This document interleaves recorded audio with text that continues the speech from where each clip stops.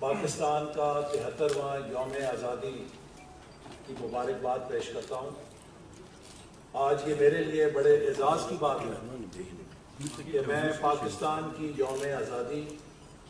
گلگت بلتستان کے عوام کے ساتھ مل کر منا رہا ہوں۔ 14 اگست کو پاکستان مسلم لیگ نون نے یوم آزادی کے موقع پر ایک پیغام دیا ہے کہ ہم اس یوم آزادی کو یوم تحفظ آئین و عوام بنائیں،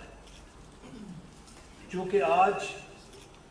پاکستان کی جو صورتحال ہے اس میں ضروری ہے کہ ہم پاکستان کے عوام کو طاقتور کریں، ہم پاکستان کے عوام کو خوشحال کریں اور ہم پاکستان کو ایک آئینی ریاست بنانے کے لیے، رول آف لا قانون کی حکمرانی پہ چلانے کے لیے، ایک مستحکم اور کامیاب ریاست بنانے کے لیے قائد اعظم کے اس نظریے کو مضبوط کریں جس کے وہ داعی تھے اور جو ان کا خواب تھا کہ پاکستان ایک آئینی ریاست بنے، کانسٹیٹیوشنلزم کے ساتھ اس ملک کو چلایا جائے، جہاں پر ہر شہری کے بنیادی حقوق محفوظ ہوں، جہاں پر آزادی رائے ہو اور جہاں پہ عوام کی رائے سے، عوام کی تائید سے حکومت سازی ہو اور پاکستان کے فیصلے ہوں۔ تو 14 اگست کو ہر پاکستانی کا فرض ہے، ہر محب وطن پاکستانی کا فرض ہے کہ وہ اس نظریے کی تجدید کرے جو پاکستان کو کامیاب ریاست بنانے کا نظریہ ہے۔ ریاست طاقت اور جبر کے ساتھ نہیں چل سکتی۔ کسی بھی ریاست کو اگر بندوق کی طاقت سے، تشدد سے اور بے ایمانی سے چلانے کی کوشش کی جاتی ہے تو وہ ریاست کھوکھلی اور کمزور ہو جاتی ہے۔ ریاست کی کامیابی کا انحصار اس کے شہریوں کے ان اعلیٰ مقاصد کے ساتھ، رومانس کے ساتھ ہوتا ہے، جو مقاصد اس ریاست کو ایک نظریہ دیتے ہیں جس میں قانون کی حکمرانی کا نظریہ ہوتا ہے، جس میں سماجی انصاف کا نظریہ ہوتا ہے، جس میں عوام کے لیے خوشحالی کا نظریہ ہوتا ہے۔ یہ وہ نظریات ہیں کہ جن سے اگر ریاست اور شہری کا تعلق مضبوط ہو تو دنیا میں کوئی ایٹم بم ایسا نہیں بنا جو اس ریاست کو مٹا سکے۔ وہ ریاست اپنے شہریوں کے دلوں میں زندہ ہوتی ہے، لیکن جب کسی ریاست میں وہ اعلیٰ اصول مٹ جاتے ہیں، ان نظریات کی نفی کی جاتی ہے اور اس ریاست کو معاشی طور پہ کمزور کر دیا جاتا ہے، تو پھر اس ریاست کا اسلحہ، اس ریاست کی فوج اس کا دفاع نہیں کر سکتا۔ سوویت یونین کی مثال ہمارے سامنے ہے۔ ہماری زندگی میں دنیا کی سپر پاور صفحہ ہستی سے مٹ گئی۔ اس کے پاس دنیا کا سب سے بڑا ایٹمی اسلحہ تھا، اس کی فوج ریڈ آرمی دنیا کی سب سے بڑی فوج تھی، لیکن جب اس ریاست کے اندر معیشت کنگال ہو گئی، جب معاشی طور پہ وہ سپر پاور کمزور ہو گئی اور اس سپر پاور کے شہریوں اور ریاست کے درمیان کرائسس آف میننگ پیدا ہو گیا کہ وہ کیا نظریہ ہے جو انہیں جوڑتا ہے، تو آپ نے دیکھا کہ ایک میزائل یا گولی چلائے بغیر وہ ریاست سپر پاور اپنے اندر سے ہی منہدم ہو گئی۔ تو آج کا دن 14 اگست ہمیں یہ سبق دیتا ہے، ہمارے لیے یہ پیغام دیتا ہے، ہر وہ پاکستانی جو پاکستان کو مضبوط دیکھنا چاہتا ہے، جو پاکستان کو دنیا کا بہترین ملک دیکھنا چاہتا ہے، اسے یہ عزم کرنا چاہیے کہ ہم پاکستان کے آئین کا دفاع کریں گے، اور پاکستان کے عوام کے حقوق کا دفاع کریں گے۔ کمزور عوام سے مضبوط ریاست نہیں بنتی، مضبوط عوام سے ہی مضبوط ریاست بنتی ہے۔ تو آج کے دن کے لحاظ سے آج پورے ملک میں مسلم لیگ نون اس نظریے کو، اس کا پرچار کر رہی ہے، اس کا اعادہ کر رہی ہے، اور اپنے اس عزم کو دہرا رہی ہے کہ مسلم لیگ نون کا ہر کارکن گلگت سے لے کے گوادر تک اور کراچی سے لے کے پشاور تک اس ملک کے آئین کا تحفظ کرے گا، اور پاکستان کے عوام کی خوشحالی اور پاکستانی عوام کے حقوق کی جنگ لڑنا اپنا مشن سمجھے گا۔ 2013 سے 2018 تک مسلم لیگ نون نے اس مشن پر عمل کر کے دکھایا۔ آپ جانتے ہیں کہ پاکستان 2013 میں کتنا کمزور تھا۔ ہمارے ملک میں بدترین توانائی کا بحران تھا۔ آج جو صورتحال گلگت کے کچھ علاقوں میں سردیوں کے اندر پیش آتی ہے، جس کا ہم علاج کر رہے تھے اور اس حکومت نے وہ منصوبے روک دیے ہیں، ویسی صورتحال پورے پاکستان میں تھی۔ 18 سے 20 گھنٹے لوڈ شیڈنگ گرمی میں تھی اور سردی میں تھی۔ پورا ملک مفلوج ہو چکا تھا، معیشت مفلوج ہو گئی تھی، اور مسلم لیگ نون نے عوام سے 3 وعدے کیے 2013 میں۔ ہم پاکستان کے توانائی کے بحران کو حل کریں گے،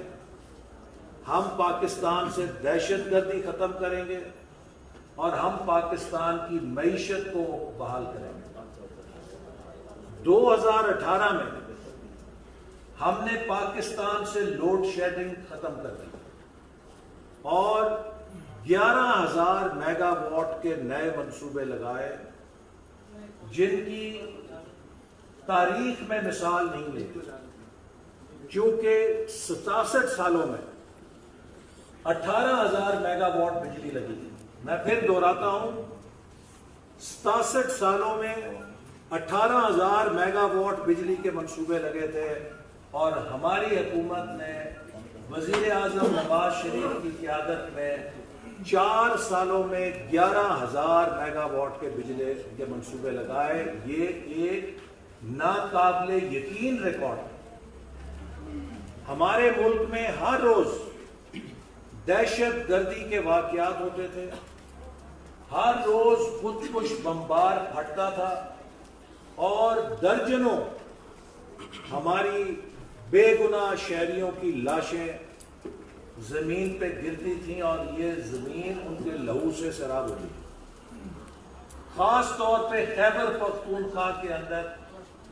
وہاں کے شہری جنازے اٹھا اٹھا کے ان کے کندھے تھک گئے تھے۔ انہیں سمجھ نہیں آتی تھی کہ یہ عذاب کب ٹلے گا۔ وزیر اعظم نواز شریف نے پشاور کے ہولناک واقعے کے بعد فوجی قیادت سے کہا کہ آپ بے خطر ہو کے ان کا مقابلہ کریں، حکومت اور عوام آپ کے پشت پر ہوں گے، اور آپ کو جتنے وسائل چاہیے ہوں گے ہم اپنے پیٹ پہ پتھر باندھیں گے، لیکن پاک فوج کو دہشت گردی کی جنگ ختم کرنے کے لیے وسائل دیں گے۔ اس سے پہلے ہماری دہشت گردی کی جنگ اتنی ہوتی تھی جتنے امریکہ سے ڈالر ملتے تھے۔ ہم امریکہ کو بل بنا کے بھیجتے تھے، کولیشن سپورٹ فنڈ، جتنے ڈالر آتے تھے اتنی گاڑی چلتی تھی ہماری، جب ڈالر بند ہوتے تھے ہم بھی رک جاتے تھے۔ یہ وزیر اعظم نواز شریف کی حکومت کا کمال ہے کہ انہوں نے اس جنگ کو بدلا۔ انہوں نے کہا کہ اگر یہ پاکستان کے امن کی جنگ ہے تو ہمیں امریکہ کے ڈالروں سے نہیں لڑنی، پاکستان کے روپے سے لڑنی ہے، اور جتنے وسائل چاہیے ہوں گے اس امن کے لیے ہم آپ کو دیں گے۔ پھر ہمارے بہادر افواج نے اس جنگ کو لڑا، شہادتیں دیں، ہماری پولیس نے اس کے اندر حصہ لیا، سیکیورٹی کے اداروں نے لیا، پوری قوم پشت پہ کھڑی ہوئی، ایک سیاسی اتفاق رائے بنایا گیا نیشنل ایکشن پلان کا، اور آپ نے دیکھا کہ اللہ تعالیٰ نے ہمیں سرخرو کیا اور پاکستان امن کا گہوارہ دوبارہ سے بن گیا۔ پھر پاکستان کی معیشت 3% کے اوپر جامد ہو گئی تھی، اور وزیر اعظم نواز شریف نے چین کی قیادت کے ساتھ مل کر سی پیک کے منصوبے کی بنیاد رکھی۔ یہ وہ منصوبہ تھا جو قوموں کو صدیوں میں ایک دفعہ ایسا موقع ملتا ہے۔ یہ اتنا بڑا موقع تھا کہ اگر ہم اس کا صحیح فائدہ اٹھا لیں یا اٹھا لیتے تو ہماری پچھلی 70 سال کی کمی دور ہو جانی تھی۔ بدقسمتی سے جب سی پیک کی بنیادیں رکھی گئیں، ہم نے 4 سالوں میں 29 ارب ڈالر کی سرمایہ کاری انفراسٹرکچر میں، موٹر ویز میں، شاہراہوں میں، گوادر پورٹ میں، بجلی کے منصوبوں میں لگائی، جس سے وہ بنیاد رکھی گئی کہ جس پر معیشت کی عمارت کھڑی کرنی تھی۔ اور جب ان بنیادوں پہ عمارت کھڑی کرنے کا وقت آیا تو 2018 میں دھاندلی کے ساتھ ہمیں اس کام سے پیچھے کر دیا گیا۔ اور آپ نے دیکھا کہ جب آپ مکان بناتے ہیں اور ایک مستری اس کی بنیادیں رکھتا ہے، اور جب دیوار چننے کی باری آئے آپ اسے ہٹا کے نیا مستری لائیں گے تو وہ کبھی دیوار اور بنیاد کے درمیان الائنمنٹ نہیں کر سکتا۔ وہ کہے گا جی پچھلی بنیادیں ڈھاؤ، ہم پھر نہیں بنائیں گے، وہ پچھلی بنیادیں ڈھانے لگ جاتے ہیں۔ یہ اناڑی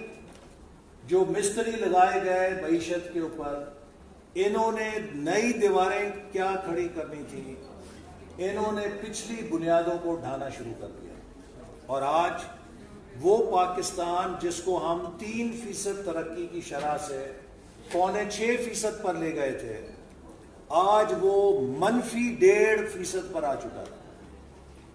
دنیا میں 2 سالوں کے اندر 7% معیشت گرنے کی کوئی مثال نہیں ہے پچھلے 50 سالوں میں۔ یہ کارنامہ عمران احمد نیازی صاحب کی حکومت کے سر جاتا ہے کہ انہوں نے پاکستان کی معیشت کو 7% گرا دیا ہے 2 سالوں کے اندر۔ معیشت گرنے کا کیا مطلب ہے؟ اس کا مطلب یہ ہے کہ اس کی ترقی منفی ہونی شروع ہو گئی ہے، اور جب ترقی سکڑتی ہے تو پھر کاروبار سکڑتے ہیں، ملک میں بے روزگاری ہوتی ہے، ملک میں غربت ہوتی ہے، اور آج ہم اس کا نتیجہ دیکھ رہے ہیں کہ ملک میں بدترین مہنگائی ہو چکی ہے اور بدترین بے روزگاری ہو چکی ہے۔ اسی طرح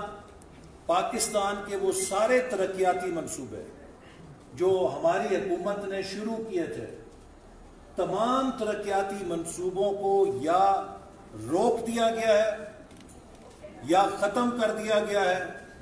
یا ان کے فنڈز جاری کرنے میں بہت سستی کر دی گئی ہے، جس سے کہ تمام منصوبے بیمار ہو چکے ہیں، اور اب انہیں مکمل کرنے کے لیے کئی گنا، کئی 100 ارب نہیں، کئی ہزار ارب اضافی لگانے پڑیں گے۔ اور اس کا اپنے جو نمونے ہیں، اس کی مثالیں چپے چپے پر دیکھ سکتے ہیں۔ میں خود کراکرم ہائی وے سے آیا تھا تاکہ بائی روڈ آیا ہوں، جہاز بھی لے سکتا تھا، لیکن میں دیکھنا چاہتا تھا کہ وہ ترقی کا سفر جو ہم نے شروع کیا ہے اس نے کہاں تک پہنچا ہے۔ تو مجھے افسوس سے کہنا پڑتا ہے کہ وہ شاہراہ کہ جس کو ہم تھا کوٹ تک بنا کر چھوڑ گئے تھے، تھا کوٹ کے اوپر اس کی بریکیں لگ گئی ہیں، اور آج تھا کوٹ اور رائے کوٹ کے درمیان جو شاہراہ کراکرم کی حالت ہے وہ مجھے آپ کو بتانے کی ضرورت نہیں ہے۔ اور میں یہ بات اعتماد سے کہہ سکتا ہوں کہ اگر آج مسلم لیگ نون کی حکومت ہوتی تو تھا کوٹ اور رائے کوٹ کے درمیان کا حصہ بھی مکمل ہو چکا ہوتا، جیسے آپ گلگت سے رائے کوٹ تک فراٹے مارتے ہوئے جاتے ہیں، اسی طرح آپ پوری شاہراہ کے اوپر فراٹے مارتے ہوئے جاتے اور شاید 8 گھنٹوں کے اندر اسلام آباد پہنچ سکتے تھے۔ مجھے بٹ گرام کے لوگوں نے بتایا کہ ہمیں 7 گھنٹے لگتے تھے اسلام آباد جانے کے لیے۔ آج اس موٹر وے سی پیک شاہراہ کی وجہ سے ہم وہ 7 گھنٹوں کی بجائے 2 گھنٹوں میں اسلام آباد پہنچتے ہیں۔ یہ وہ انقلاب ہے جس کی بنیاد نواز شریف صاحب رکھ رہے تھے، اور آج پاکستان سے وہ سب ترقی کا جو دور ہے اسے چھین لیا گیا۔ 2015 میں گلگت بلتستان کے عوام نے بھی نواز شریف کے اس ویژن کو دیکھ کر مسلم لیگ نون کو تاریخی کامیابی سے ہمکنار کیا، اور شاید گلگت بلتستان کے اندر اتنی بڑی کامیابی کبھی کسی جماعت کو نہیں ملی جتنی مسلم لیگ نون کو یہاں کے عوام نے دی۔ اور آج 5 سال مکمل ہونے کے بعد میں یہ بات اللہ تعالیٰ کا شکر ادا کر کے کہتا ہوں کہ ان 5 سالوں میں گلگت بلتستان کے اندر جو خدمت، ترقی اور امن کی مثالیں اور روایتیں مسلم لیگ نون کی حکومت نے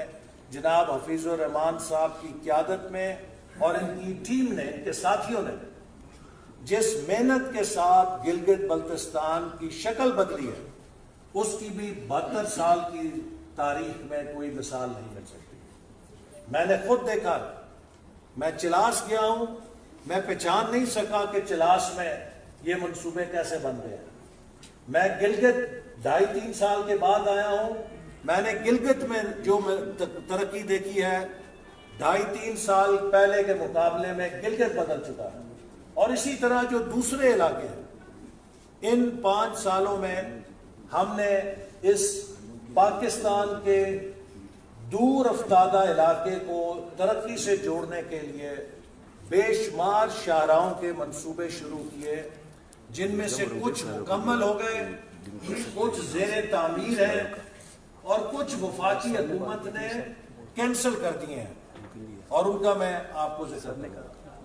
اسی طرح ہم نے تعلیم کے لیے گلگت بلتستان کو، یہاں کے نوجوانوں کے مستقبل کو آگے لے جانے کے لیے انجینئرنگ کالج کا منصوبہ دیا، جس کی مجھے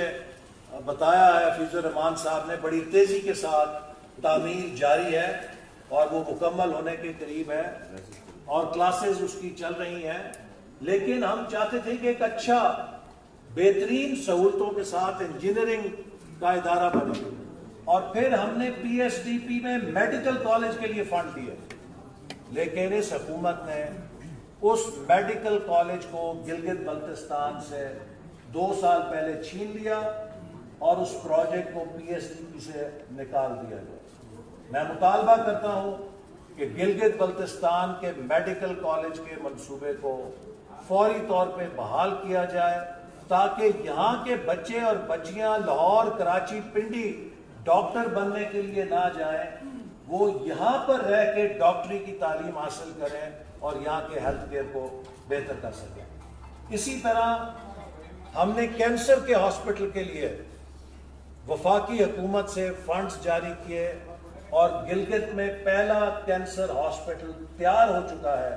جس سے یہاں کے لوگوں کو راولپنڈی یا لاہور جانے کی بجائے مقامی طور پہ ریڈیو تھراپی اور جو کینسر کے علاج کی سہولیات ہیں وہ ملیں گی، اور ان کو ترقی کا ایک جو ہیلتھ کیئر میں ترقی کی ایک مثال ملے گی۔ اسی طرح یہاں پر جو کراکرم یونیورسٹی ہے، انٹرنیشنل یونیورسٹی ہے، اس کو ترقی دینے کے لیے ہم نے منصوبے منظور کیے تاکہ یہ یونیورسٹی جو ہے وہ آگے چلے۔ پھر سرتاج عزیز صاحب کی نگرانی میں کمیٹی بنائی گئی، اور شاہد خاقان صاحب کی وزارت عظمیٰ کے دوران آزاد کشمیر اور گلگت بلتستان کو اسلام آباد کی وزارت امور کشمیر اور شمالی علاقہ جات کی غلامی سے آزادی دلائی گئی۔ یہاں پر منتخب حکومتیں تھیں، لیکن ان منتخب حکومتوں کو Kashmir and northern affairs ministry کے سیکشن افسر چلاتے تھے. یہاں کے وزیر اعلیٰ اور کشمیر کے وزیر اعظم کے اوپر منسٹری کے سیکشن افسر کا خط جو ہے حاوی ہو جاتا تھا. ہم نے اس استحصالی نظام کو ختم کیا اور گلگت بلتستان اور آزاد کشمیر کی جمہوری منتخب حکومتوں کو ان کی خود مختاری دی تاکہ وہ اپنے علاقے کی خدمت کرنے کے لیے کسی وزارت کے سیکشن افسر کے محتاج نہ ہوں. اور ان اختیارات کے منتقلی سے یہاں پر ترقی کا عمل جو ہے وہ بہت تیزی کے ساتھ آگے چلا. دیامیر بھاشا ڈیم کے لیے بڑے لوگوں نے شور مچایا.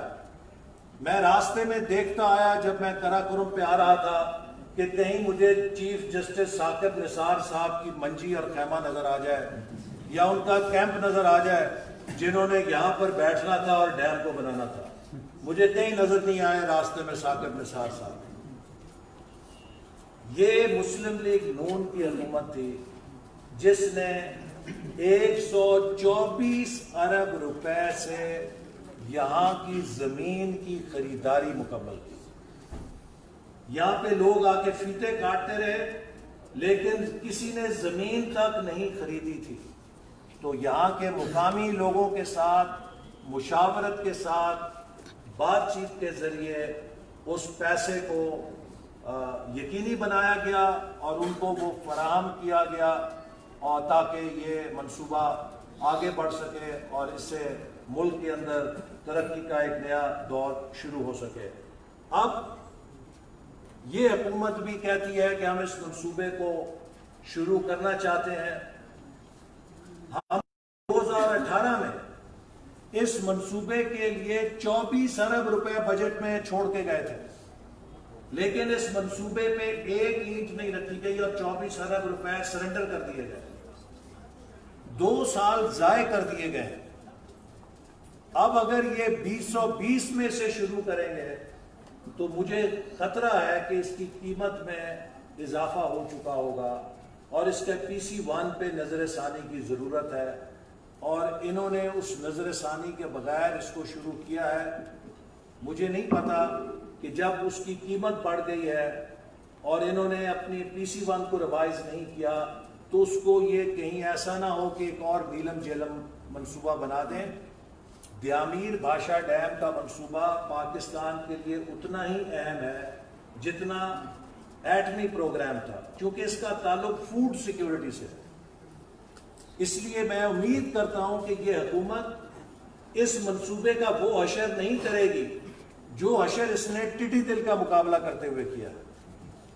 ٹڈی دل پر اگر 10 کروڑ روپے کی یہ سپرے وقت پہ کر دیتے تو 800 ارب کا نقصان بچ سکتا تھا. ان نالائکوں نے وقت کے اوپر 10 کروڑ کا سپرے نہیں کیا اور 800 ارب کا نقصان کرا دیا. تو میں امید کرتا ہوں کہ اس بد انتظامی اور نااہلی کا مظاہرہ یہ دیامیر بھاشا ڈیم کے ساتھ نہیں کریں گے کیونکہ اگر دیامیر بھاشا ڈیم نیلم جیلم کی طرح سفید ہاتھی بنا تو اس کی قیمت ناقابل برداشت ہو جائے گی. لیکن پھر بھی ہم دعا کرتے ہیں کہ یہ منصوبہ جلدی سے مکمل ہو تاکہ اس کا فائدہ پہنچ سکے. اسی طرح آپ کو معلوم ہے کہ یہاں پر ہماری حکومت نے گلگت بلتستان میں جہاں ترقیاتی منصوبوں کا جال پھیلایا. پاکستان کا 73واں یوم آزادی کی مبارکباد پیش کرتا ہوں.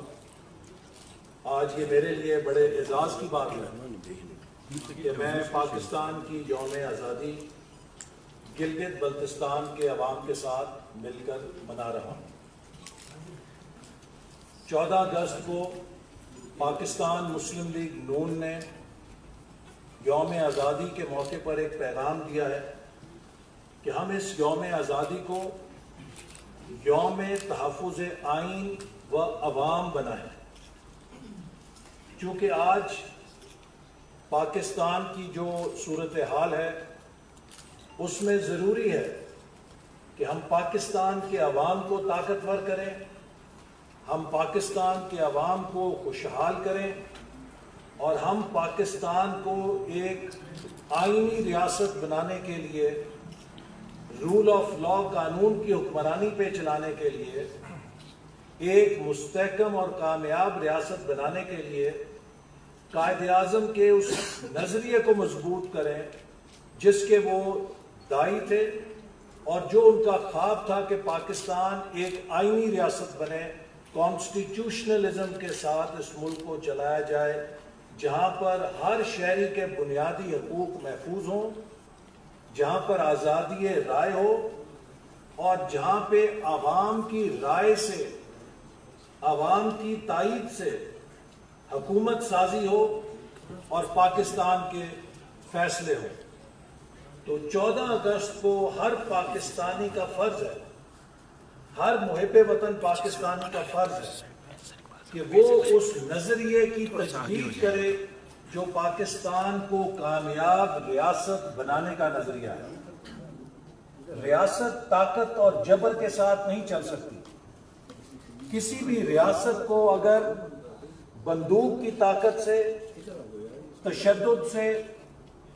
اور بے ایمانی سے چلانے کی کوشش کی جاتی ہے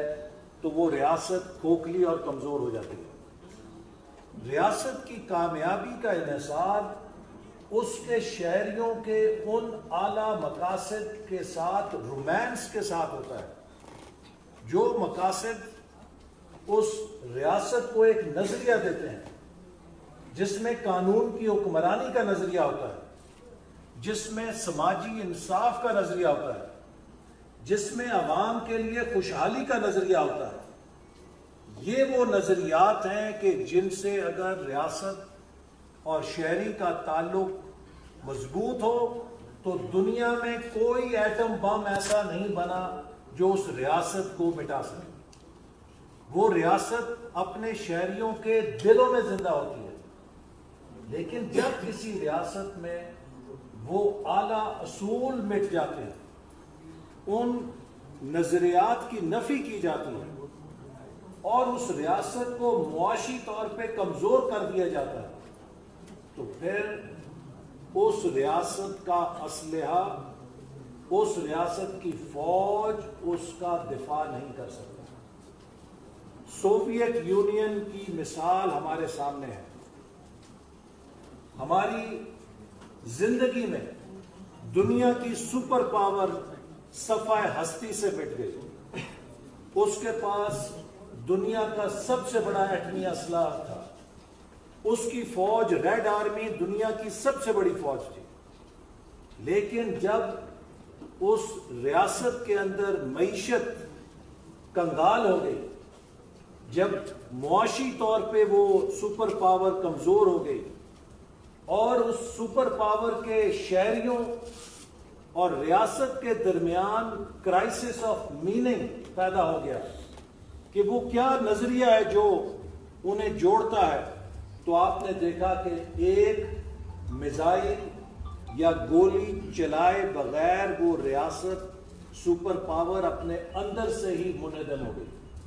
تو آج کا دن 14 اگست ہمیں یہ سبق دیتا ہے، ہمارے لیے یہ پیغام دیتا ہے، ہر وہ پاکستانی جو پاکستان کو مضبوط دیکھنا چاہتا ہے، جو پاکستان کو دنیا کا بہترین ملک دیکھنا چاہتا ہے، اسے یہ عزم کرنا چاہیے کہ ہم پاکستان کے آئین کا دفاع کریں گے اور پاکستان کے عوام کے حقوق کا دفاع کریں گے۔ کمزور عوام سے مضبوط ریاست نہیں بنتی، مضبوط عوام سے ہی مضبوط ریاست بنتی ہے۔ تو آج کے دن کے لحاظ سے آج پورے دن پورے ملک میں مسلم لیگ نون اس نظریے کو، اس کا پرچار کر رہی ہے، اس کا اعادہ کر رہی ہے اور اپنے اس عزم کو دہرا رہی ہے کہ مسلم لیگ نون کا ہر کارکن گلگت سے لے کے گوادر تک اور کراچی سے لے کے پشاور تک اس ملک کے آئین کا تحفظ کرے گا، اور پاکستان کے عوام کی خوشحالی اور پاکستانی عوام کے حقوق کی جنگ لڑنا اپنا مشن سمجھے گا۔ 2013 سے 2018 تک مسلم لیگ نون نے اس مشن پر عمل کر کے دکھایا۔ آپ جانتے ہیں کہ پاکستان 2013 میں کتنا کمزور تھا۔ ہمارے ملک میں بدترین توانائی کا بحران تھا۔ آج جو صورتحال گلگت کے کچھ علاقوں میں سردیوں کے اندر پیش آتی ہے، جس کا ہم علاج کر رہے تھے اور اس حکومت نے وہ منصوبے روک دیے ہیں، ویسی صورتحال پورے پاکستان میں تھی۔ 18 سے 20 گھنٹے لوڈ شیڈنگ گرمی میں تھی اور سردی میں تھی۔ پورا ملک مفلوج ہو چکا تھا، معیشت مفلوج ہو گئی تھی، اور مسلم لیگ نون نے عوام سے 3 وعدے کیے 2013 میں۔ ہم پاکستان کے توانائی کے بحران کو حل کریں گے، ہم پاکستان سے دہشت گردی ختم کریں گے،